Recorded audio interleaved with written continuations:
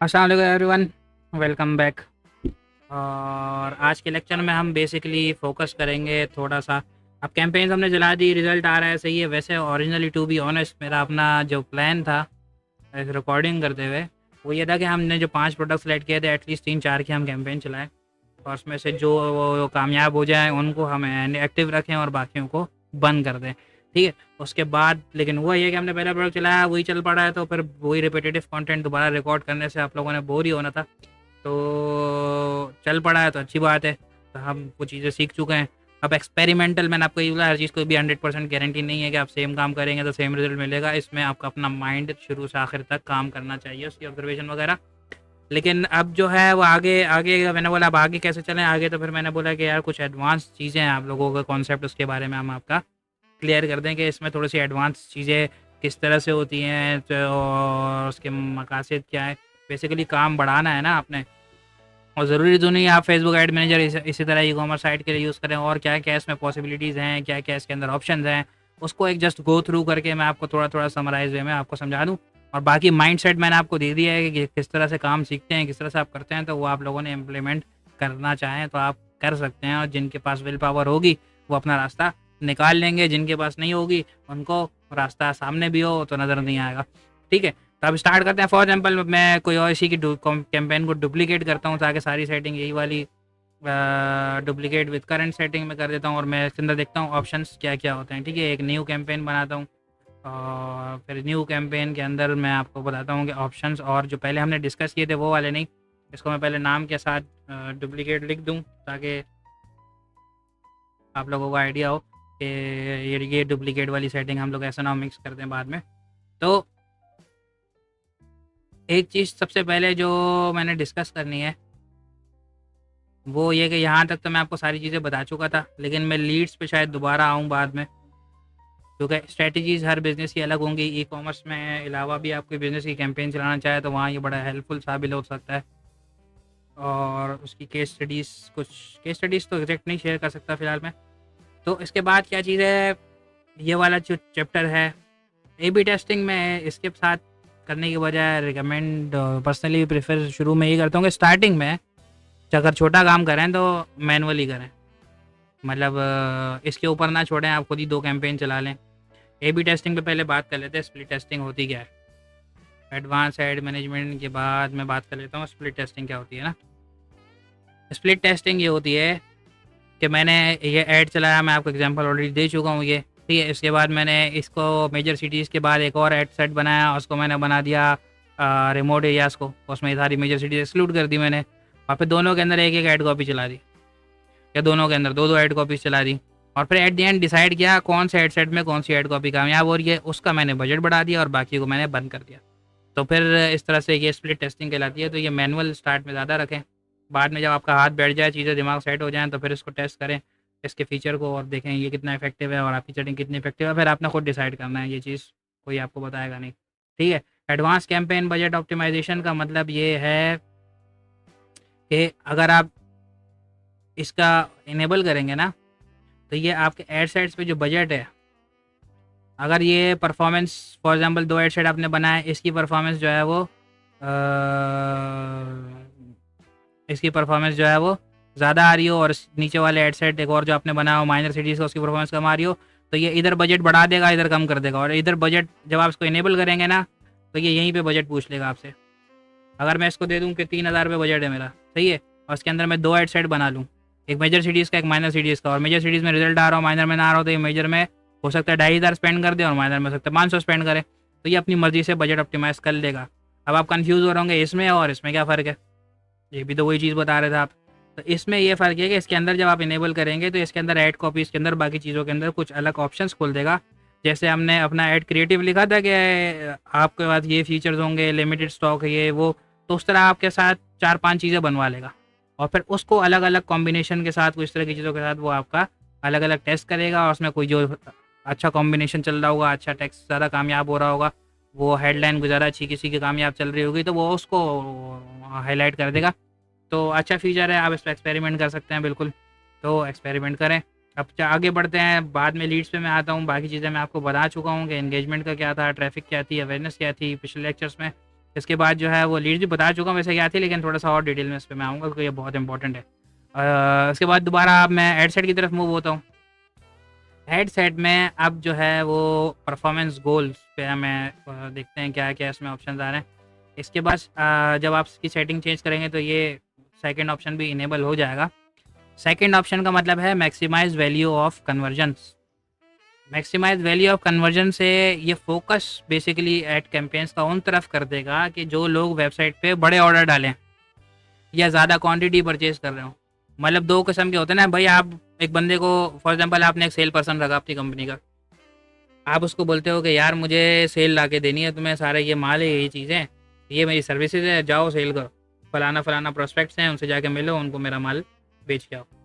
तो वो बोलेगा कि यार मुझे एक बात बताओ कि अगर मैं 10 बंदे ऐसे लाऊं जो आपसे लाख लाख रुपए का माल लें, वो ज़्यादा बेहतर है आपके लिए लॉन्ग टर्म आपके बिजनेस के लिए, या मैं एक ऐसा बंदा लाऊं जो 10 लाख का माल खरीदे। ठीक है, अब क्योंकि वो अपने बिजनेस को अच्छे से जानता होगा तो वो उसको फ़ौरन से जवाब दे देगा भाई कि तुम ये वाला काम करो।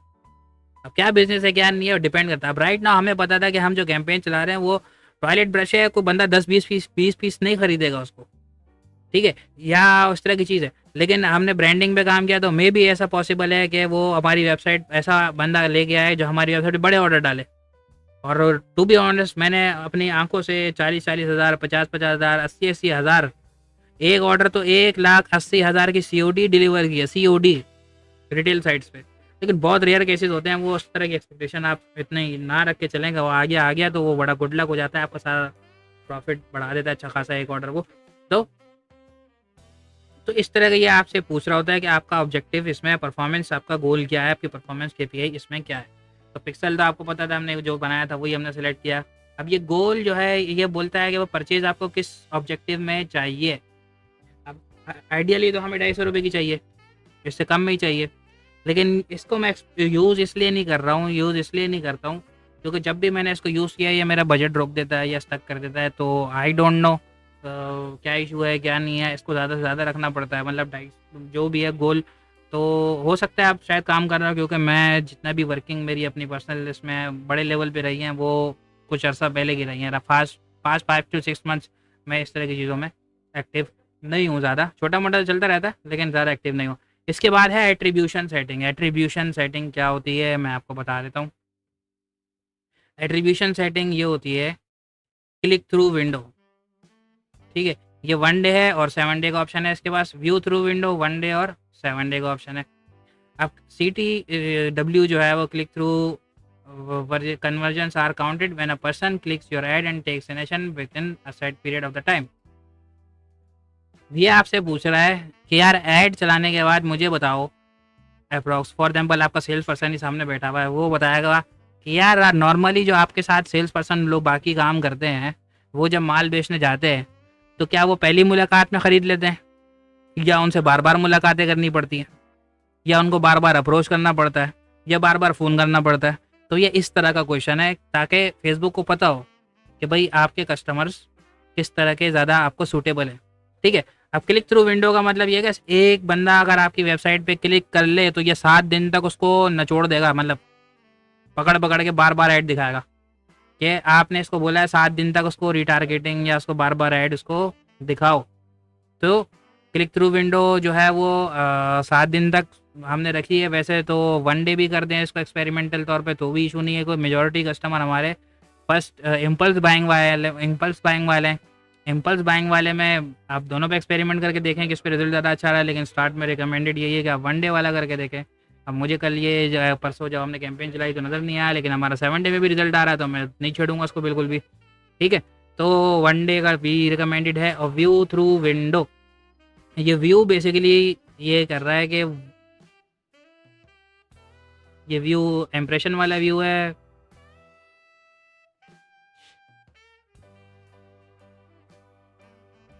Are counted when a person sees your ad, doesn't click it but takes an action within your set period of time.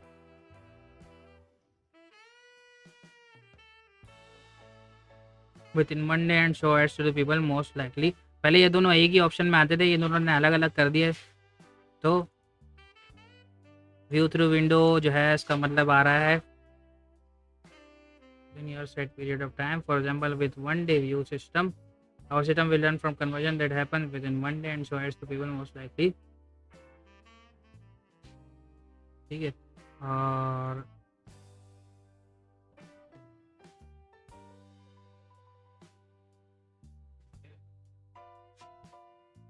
अच्छा, ये इन्होंने चेंज कर दिया। पहले थोड़ा सा अलग होता था, जिस तरह से मैं बता रहा था पहले वो होता था। अब इन्होंने एक्सप्लेन ये किया है कि अगर कोई बंदा आपके ऐड मतलब हमारे पास ऑप्टिमाइजेशन फ्रेमवर्क जो है वो ऐसे काम कर रहा होगा कि पिछले 7 दिन में जिन लोगों ने क्लिक किया है उन लोगों की ऑप्टिमाइजेशन मतलब उन लोगों पे ज़्यादा फोकस करेगा कि ये किस तरह के लोग हैं, और उससे मिलते जुलते लोगों को ऐड दिखाएगा ताकि ज़्यादा से ज़्यादा सेल आए। और व्यू जो है वो व्यू थ्रू विंडो इसने रखी हुई है 1 डे की, कि वो इससे जज करेगा जितने लोगों ने आपकी ऐड देखा और बगैर ऐड पे क्लिक किए आपकी वेबसाइट पे किसी भी तरीके से बाद में आ गए, कुछ भी कर लिया और परचेज़ कर लिया, तो वो 1 डे तक उस तरह के डेटा को ऑब्जर्व करेगा और उस तरह के लोगों को ज़्यादा से ज़्यादा कन्वर्ट करेगा। फॉर एग्जांपल उसने अभी आपकी वेबसाइट देखी और उसने नोट कर लिया नाम, बाद में गूगल से खोल लिया और डायरेक्ट ऑर्डर कर लिया, तो फेसबुक पकड़ लेगा कि इसको मैंने ऐड दिखाया था और इसने डायरेक्ट परचेज़ कर ली, तो इस तरह के और बंदों को मैं ऐड दिखाऊंगा। ठीक है, तो ये इस तरह से कर लिया। पहले जो मैं आपको इससे पहले बता रहा था वो इससे पहले जो 7 डे और 1 डे एक साथ लिखा हुआ आ रहा होता था वो उसका मतलब उस तरह का होता था, ये इन्होंने चेंज कर दिया। तो इसके बाद जो है वो चलते हैं हम कस्टम ऑडियंस की तरफ। कस्टमर एक्विजिशन मैं आपको बता चुका हूँ, ये सिर्फ अगर आपने इनेबल कर दिया सिर्फ नए बंदों को दिखाएगा, पुराने बंदों को नहीं दिखाएगा। लेकिन हमारे केस में मेरे पर्सनल एक्सपीरियंस में जो इस तरह की वेबसाइट में चला रहा हूँ, इस तरह की वेबसाइट में काफ़ी चला चुका हूँ, उसमें रिपीटेटिव कस्टमर बहुत सारे होते हैं। और रिपीटेटिव कस्टमर जो बड़ी क्लास के मेजर अपर क्लास के होते हैं वो बड़ा ऑर्डर देते हैं। अगर आपकी ब्रांडिंग अच्छी है और अगर आपकी सपोर्ट अच्छी है और एक प्रॉपर स्टोर की तरह हमने काम किया है, वो जुगाड़ू 1 पेज स्टोर वाला काम नहीं किया। इतना बुरा लगता है मेरे को 1 पेज स्टोर्स, तो वो वाले काम नहीं किया अगर आपने। ठीक है, तो बुरा लगता है ये मुझे, तो मेरा पर्सनल प्रेफरेंस है। इसका मतलब ये नहीं है कि वो आप लोग ना करो या वो रिकमेंडेड नहीं है, बस मुझे नहीं पसंद ऐसे काम। ठीक है, तो कस्टम ऑडियंस जो है वो आप क्रिएट कर सकते हैं। कस्टम ऑडियंस में 2 किस्म की ऑडियंस आएंगी आपके पास। एक look alike audience, look alike मतलब मिलती जुलती ऑडियंस। ठीक है, लुक अलाइक ऑडियंस में आप इसको डेटा जो है वो जनरेट करके देंगे। फॉर एग्जांपल क्रिएट न्यू में जाएंगे और क्रिएट न्यू में जाके लुक अलाइक ऑडियंस जब आप क्रिएट करेंगे तो ये लुक अलाइक ऑडियंस में आप जो है वो सोर्स सेलेक्ट करेंगे पिक्सल की। ठीक है, कस्टम ऑडियंस में जो है वो आप डेटा वो कर सकते हैं। Audience existing customer prospect custom audience select करते हैं। कस्टम ऑडियंस में बोल रहा है भाई डेटा कहाँ से निकालूं, तो क्या आप उसको लिस्ट दे रहे हो? नहीं। क्या मोबाइल ऐप है आपकी? नहीं। क्या ऑफलाइन एक्टिविटी आपकी शॉप पे हो रही है? नहीं। क्या कैटलॉग पे एक्टिविटी हो रही है? नहीं।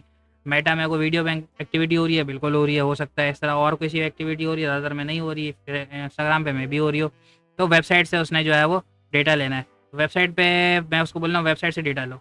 अब वेबसाइट में मैं बोल रहा हूँ इस पिक्सल में जो वेबसाइट में जिन लोगों ने वेबसाइट विजिट की है वो लोग कलेक्ट करो और 30 दिन तक जिन लोगों ने लास्ट 30 डेज में वेबसाइट विजिट किया हमारी उनको रिटारगेट करो, और या उनको रिटारगेट भी करो और साथ साथ उनकी मिलती जुलती ऑडियंस बनाओ, इस लुक अलाइक बनाओ। फॉर एग्जाम्पल आपकी वेबसाइट पे आपने गूगल से ऐड चलाया, गूगल से आपकी वेबसाइट पे 5 लाख लोग आए। ठीक है, अब फेसबुक को आपने बोलना है भाई मेरी वेबसाइट के विजिटर जज करो। पिक्सल तो बैठा है ना आपका फेसबुक का एजेंट आपकी वेबसाइट पे, तो फेसबुक का पिक्सल आपकी वेबसाइट पे डेटा कलेक्ट कर रहा हो किस तरह के लोग आ रहे हैं।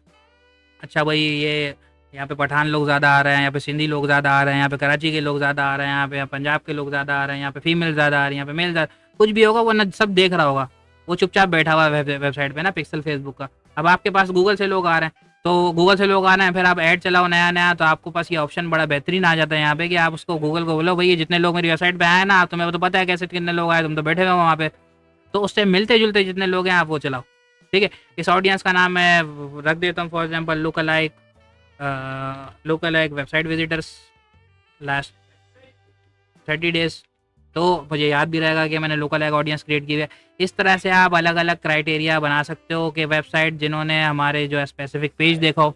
ठीक है, इसके अंदर बहुत सारी एडवांस किस्म की कंडीशन आप डाल सकते हैं। जिन लोगों ने कार्ट का मेरे को कोई आपने वेबसाइट पे लीड का फॉर्म लगाया हुआ है, थैंक यू पेज लगाया हुआ है, तो अब यहाँ पे थैंक यू पेज की वो लगा दो कि जितने लोगों ने थैंक यू पेज विजिट किया हमारा, मतलब उन्होंने हमारे कोई लीड वगैरह सबमिट किया है या कोई फॉर्म सबमिट किया है, तो उन लोगों को जो है वो उससे मिलते जुलते लोगों को टारगेट करो। बड़ा ज़बरदस्त किस्म का ऑप्शन है।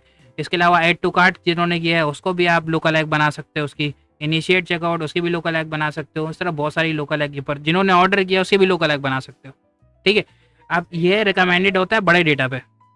बड़े डेटा से मुराद हज़ारों में ऑर्डर्स हो या 1000 ऑर्डर्स आप एटलीस्ट 30 दिन में निकाल रहे हो, उसके बाद आप चलाएं। मतलब दिन में 500 800 1000 लोग आ रहे हो, इस तरह का इतना डेटा हो, उसके अलावा वरना ये काम नहीं करेगा इतना ख़ास लेवल पे। इस तरह लोकल है के बाद कस्टम ऑडियंस है। अब कस्टम ऑडियंस जो है वो एग्जैक्ट वो ऑडियंस रीटारगेट आपके करने के काम आएगी।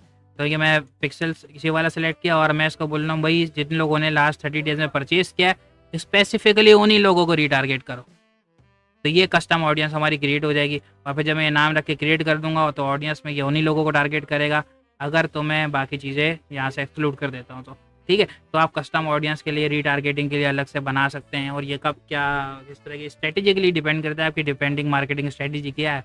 तो ये लॉन्ग टर्म आपको बहुत बड़े बड़े बिजनेस चलाने में बड़े बड़े ईजिली आपके टैक्टिक्स कवर आप इसके अंदर कर सकते हैं अगर आपको पता हो क्या क्या ऑप्शन आपको अवेलेबल है। अब ये सारे टूल्स हैं ठीक है। अब मैं आपको बता रहा हूँ फॉर एग्जाम्पल आप मेरी बात को गौर से समझिएगा ये वाली कि लेट सपोज आप जो है वो कारपेंट्री सीख रहे हो ठीक है।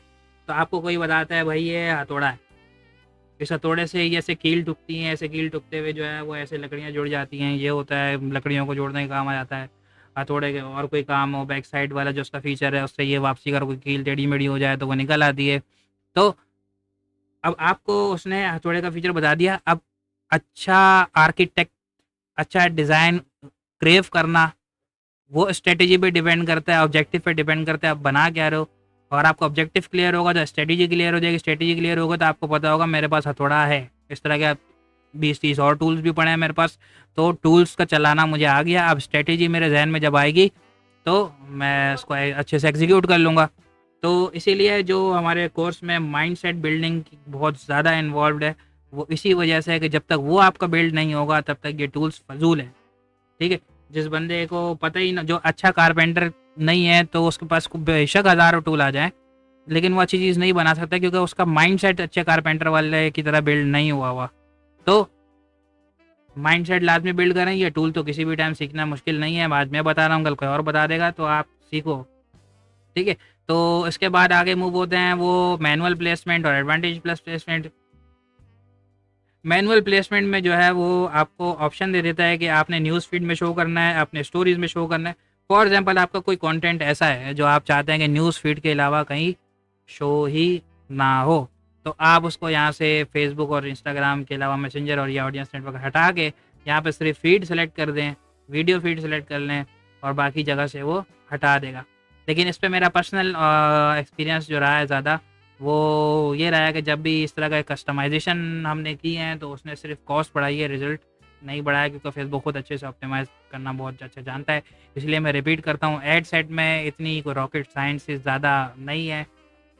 फेसबुक एल्गोरिथम बहुत एडवांस है तो आप ज़्यादा से ज़्यादा फोकस जो है वो अपना एड क्रिएटिव पे करें। ठीक है, अब हमारे पास स्प्लिट टेस्टिंग कवर हो गई है। स्प्लिट टेस्टिंग के बाद एड सेट के अंदर बहुत सारे एडवांस फीचर कवर हो गए हैं, रीटारगेटिंग कैसे होती है वो सारे फीचर कवर हो गए हैं। तो वो सारे ऑप्शंस जो हैं वो आपके कवर हो गए हैं। इसके बाद हम लोग मूव होते हैं एड सेट पे। एड सेट में जो जो एडवांस ऑप्शन है उसके बारे में थोड़ा थोड़ा मैं आपको बता दूं। एड सेट के अंदर आपके पास create add, use existing hub का ऑप्शन है। यूज़ क्रिएट हब के अंदर बहुत सारे टेम्पलेट जैसे कैनवा के अंदर पड़े हुए हैं कि आपके पास डिज़ाइन ये वो एनिमेशन आ जाए आपके अंदर पिक्चर लगाएं तो वो उस लिए काम होता है। कभी कोई ख़ास रिजल्ट इससे मैं पर्सनली अचीव नहीं कर पाया हूँ तो क्रिएट ऐड पे ही अक्सर मूव होता हूँ। या यूज़ एग्जिस्टिंग पोस्ट इसलिए काम आ सकता है कि मैं ये पोस्ट पहले फेसबुक पे कर देता और फिर यहाँ से यूज़ एग्जिस्टिंग पोस्ट करता तो मुझे ऑप्शन दे देता आपके पेज पे ये पोस्ट हुआ है मैं और वो उसको फैच करने का ऑप्शन दे देता। उसके बाद जो है वो अगला ऑप्शन हमारे पास अजान हो रही है 2 सेकेंड। ओके, सो हम ऐड क्रिएटिव पे थे, कहाँ थे यहाँ पे थे। यूज़ असिस्टिंग पोस्ट मैंने आपको बता दिया था कि फेसबुक पेज पे जब आप पोस्ट पहले कर लेंगे फिर यहाँ पे आके वो पोस्ट आप फेच कर सकते हैं या नहीं क्रिएटिव बनाने की फिर आपको ज़रूरत नहीं होगी। लेकिन आप क्रिएट ऐड कर रहे हैं तो सिंगल इमेज और वीडियो आपके पास वही सिंगल इमेज और वीडियो ऐड होता है। और कैरोजल जो होता है वो यही इन दो पे मैंने ज़्यादा काम किया अक्सर। कैरोजल जैसे अक्सर आपको मैं आपको एग्जांपल दिखाता हूँ कोई picture carousel add images Facebook आपको दिखाता हूँ, ये कार्ड्स टाइप जो आ रहे होते हैं ना, जिस तरह ये देखें ये कार्ड आ रहे होते हैं, ये स्क्रॉल हो जाते हैं। तो 10 कार्ड या 11 कार्ड अलाउ थे लास्ट टाइम जब मैंने काम किया था, तो आप 10 अलग अलग प्रोडक्ट जो है वो चला सकते हैं। तो शुरू में इस तरह भी हमने काम किया, ऐसे भी अक्सर अच्छा रिजल्ट आता है। अगर आप 10 एक कैटेगरी का प्रोडक्ट आप बेच रहे हो, या पिक्चर बेस्ड आप काम कर रहे हो, तो पिक्चर बेस्ड आप काम कर रहे हो और 8-10 प्रोडक्ट आप बेच रहे हो, तो एक साथ दिखाना चाह रहे हो तो आप पूरा दिखा सकते हो। इसके साथ साथ डायनामिक एड्स का एक बड़ा ज़बरदस्त ऑप्शन आता है। कलेक्शन में भी इस तरह से आप वो 4 ऊपर पिक्चर और 4 नीचे पिक्चर, इस तरह से वो कलेक्शन पूरी शो कर देता है। तो उस तरह से चल रहा होता है। तो इसके बाद आप जो है वो कलेक्शन के अंदर कैटलॉग जब आप सेलेक्ट करेंगे ना, तो आपको याद है वो कॉमर्स ने कैटलॉग बनवाया था हमसे इंटीग्रेट करते हुए। तो उस कैटलॉग ने क्या किया था, उस कैटलॉग ने ये किया था कि हमारे वो कॉमर्स के सारे प्रोडक्ट वो अपडेट करता रहता है, फेच करता रहता है। तो फेसबुक को पता होता है हमारी वेबसाइट पे कितने प्रोडक्ट किस प्राइस पे अवेलेबल है। तो कैटलॉग में आप डायनामिक सिलेक्शन आप करेंगे, अगर कैटलॉग में सेलेक्ट करें तो अगर यहाँ पे कोई ऑप्शन आ रहा हो तो सिंगल इमेज और वीडियो,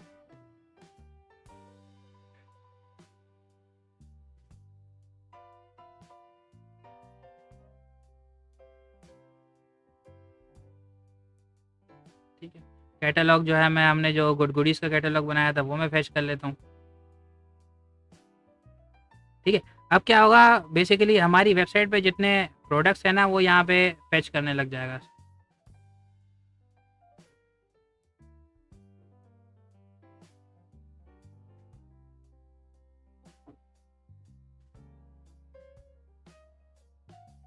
ये कैटलॉग में जाके जब हम सेटिंग कर लेंगे, फॉर एग्जांपल सेटिंग शायद ना हुई हो इसलिए यह प्रोडक्ट अभी शो ना कर रहा हो, लेकिन जब हम सेटिंग कर लेंगे कैटलॉग में जाके, वैसे तो कोई सेटिंग रहती नहीं है, लेकिन जस्ट आपको ओवरव्यू दे रहे हैं तो मैं इसकी इन डेप्थ डिटेल में नहीं जाऊँगा। ये पॉसिबल है, बिल्कुल है।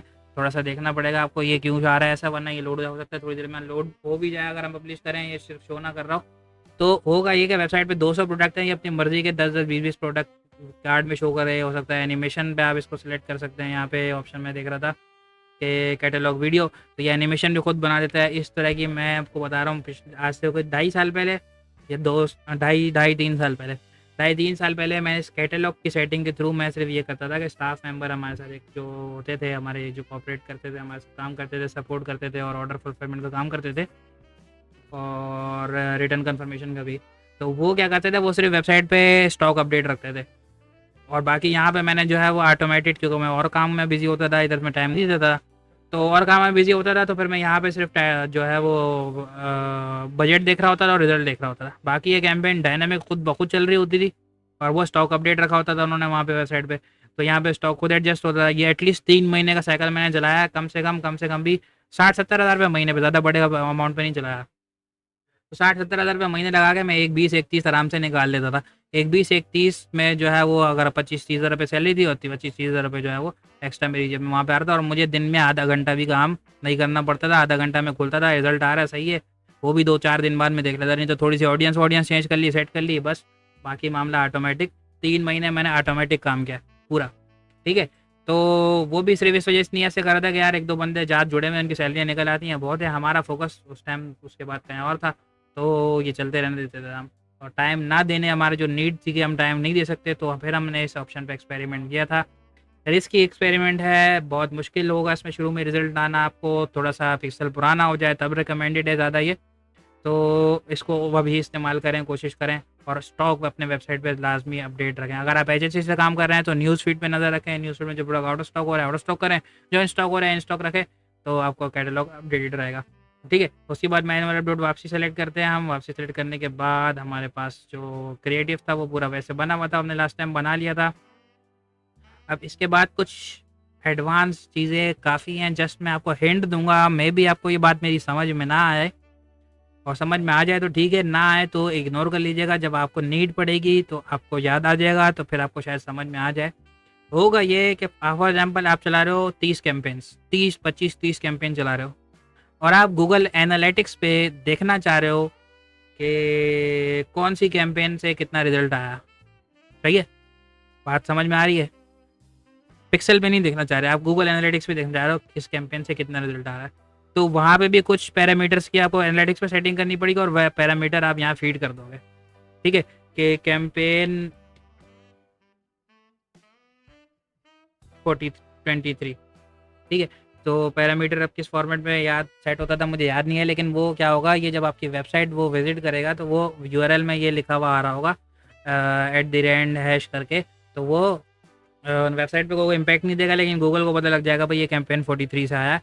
तो इस तरह से आप अपना अलग अलग कैंपेन्स का डेटा, आप अपने कैंपेन्स का वो किसी भी चैनल के थ्रू आप ट्रैक कर सकते हैं किस कैंपेन से कितना है किसी और प्लेटफॉर्म पे, तो ये उसके लिए यूज़ होता है।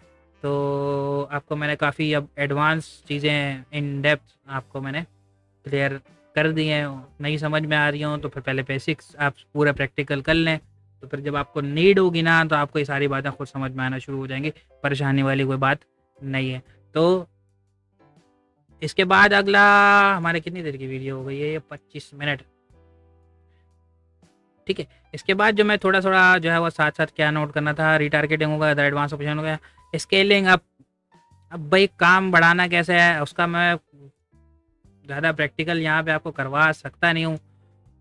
दो किस्म की वे होते हैं स्टार्ट में, मतलब स्ट्रेटजीज आपकी तो बहुत सारी हैं, आप प्रोडक्ट्स अलग अलग पे काम करना शुरू कर दो, ठीक है। या तो आप इसकी स्प्लिट टेस्टिंग करो, स्प्लिट टेस्टिंग में जिधर रिजल्ट ज़्यादा अच्छा आ रहा है उधर बजट बढ़ा दो। फॉर एग्जांपल मुझे लाहौर से ज़्यादा ऑर्डर आ रहा है, मैंने कैंपेन अलग से लाहौर की कर दी, इसको करेंगे अगर मैंने लाहौर की अलग की और कराची की अलग की कैंपेन और बाकी शहरों की अलग कर दी, तो ये हमारे पास हो जाएगी हॉरिजॉन्टल स्केलिंग। इसको नॉर्मली जो एक्सपर्ट हैं वो इसको ये टर्मिनोलॉजी यूज़ करते हैं कि हॉरिजॉन्टल स्केल गए आपने, क्या आपने उसकी डेप्थ बढ़ा दी, मतलब डेप्थ कह रहे हैं विड्थ बढ़ा दी आपने, हॉरिजॉन्टल। हॉरिजॉन्टल ये लाइन जो है ना ये हॉरिजॉन्टल लाइन है, ठीक है, ये क्योंकि इस तरह की शेप में। तो कैंपेन आपकी मतलब यहाँ तक इतने एरिया में थी, आपने लाहौर अलग किया और कराची अलग किया तो ये इतने एरिया में हो गई, ये बड़ी हो गई, ठीक है। अब इसके अलग अलग आपने यहाँ पे 1500 आप एक में लगाते, दोनों में 18,000 लगा दिया, अब 2000 बजट पे चला गया आप, ठीक है। अब तीस तरह के तीसरा साइड आपने ऑल सिटीज़ अदर का बनाया, तो उधर भी आपने 1000 लगा दिया, 3000 का बजट हो गया ये, ठीक है। अब इसमें लाहौर पे रिजल्ट अच्छा आ रहा है, आपने 2000 पे लाहौर कर दिया, कराची का कम आ रहा है 500 कर दिया, बाकियों को आपने एडजस्ट करके और कम कर दिया, तो आपने ये हॉरिजॉन्टल स्केलिंग आपने यहाँ तक रखा। लेकिन इसी के बाद जब वर्टिकल स्केलिंग होगी तो आपने लाहौर का बजट फॉर एग्जाम्पल अच्छा आ रहा था 1000 से, आपने जब इसको 3000 कर दिया या 2000 कर दिया, तो ये वर्टिकल स्केलिंग हो गई। तो इस तरह आप हॉरिजॉन्टली आप डेमोग्राफिक्स में बढ़ेंगे, आप टारगेटिंग में बढ़ेंगे, आप एड क्रिएटिव्स में बढ़ सकते हैं, आप मुख्तलिफ चीज़ों में मुख्तलिफ प्रोडक्ट्स में बढ़ सकते हैं, और वर्टिकली आप बजट बढ़ा के बढ़ सकते हैं। तो कहाँ कहाँ बजट बढ़ाना है, तो जितना सेगमेंटेड डेटा होगा उतना आपके लिए डिसीजन आसान होगा, बड़ी बड़ी कैंपेन्स चलाना आसान हो जाएगा। तो इस तरह से आप इसको स्केल अप की तरफ मूव हो सकते हैं। अब ये हमारी जो है वो स्केलिंग अप टेक्टिक्स हैं। अब ये ज़्यादा इन डेप्थ में मैं इसकी इसलिए नहीं जा रहा हूँ क्योंकि मैं यहाँ पे फोकस्ड हूँ, आपको जो कोर है वो इतना क्लियर हो जाएगा, ये एडवांस काम आप सारे खुद ही कर लो, क्योंकि एक बड़ा ब्रांड पूरा मैं आपको कोर्स के अंदर खड़ा करके, बड़ा ब्रांड तो नहीं दिखा सकता, जिस हद तक मैं आपको दिखा सकता हूँ वो आपको मैंने दिखा दिया। इसके बाद एक्सपेरिमेंटल चीज़ें हैं, एक्सपेरिमेंटल चीज़ों की वैसे भी कोई रिजल्ट गारंटीड नहीं है, तो एक्सपेरिमेंट हर कोई अलग तरीके से करेगा। आप यहाँ तक जब अचीव कर लो जो हमने इस कोर्स में अचीव कर लिया, इसके बाद आप खुल के एक्सपेरिमेंट करो। लेकिन जितना हमने इस कोर्स में अचीव नहीं किया है ना, फॉर एग्जाम्पल हमने अभी तक कितना बजट लगाया, हमने 3000 का बजट लगा के हमने जो है वो 9 ऑर्डर नोट किए हैं उसने, वैसे वेबसाइट पे 12-13 ऑर्डर हो चुके हैं अभी तक। तो CPA हमारी जो है वो 270-80 के दरमियान ही होगी। तो उसके अलावा इतना तो आप एटलीस्ट अचीव करो, उसके बाद फिर आप एडवांस पे एक्सपेरिमेंट करने की तरफ जाना, डायरेक्ट एडवांस पे मूव नहीं होना, सिंपल तरीके से पहले रिजल्ट आपने अचीव करना है। तो यहाँ तक जब आप पहुँच जाओगे तो मुझे श्योरिटी है फिर आप जब ये मेरी बातें सुनोगे तो ये और ज़्यादा आपको मेक सेंस करेंगी, आपको समझ में आना शुरू हो जाएंगी। तो ये इस वीडियो में आप एडवांस हमने काफ़ी चीज़ें कवर कर ली हैं, कैंपेन्स हमने समझ में आ गया। एक चीज़ और, सॉरी, इसको मैं अलग वीडियो में कवर करता हूँ, लीड्स एड्स को मैं अलग वीडियो में कवर करता हूँ इसके बाद, और वो कैसे कैसे आपको कितना यूज़फुल साबित हो सकते हैं और वो कितना हेल्पफुल चीज़ है, बड़ी इंपॉर्टेंट चीज़ें हैं। आपको बहुत सारे बिजनेस ऐसे ऐसे आप बढ़ाओगे ना, उनके बिजनेस आपका क्लाइंट खुश हो जाएगा। तो डिजिटल मार्केटिंग एक बहुत इंपॉर्टेंट पार्ट है लीड कलेक्शन, और ख़ास तौर पे US मार्केट में, यूरोप मार्केट में लीड्स का बहुत ज़्यादा काम है, ठीक है। तो मिलते हैं नेक्स्ट वीडियो में, तब तक के लिए मुझे इजाज़त दीजिए, अल्लाह हाफिज़।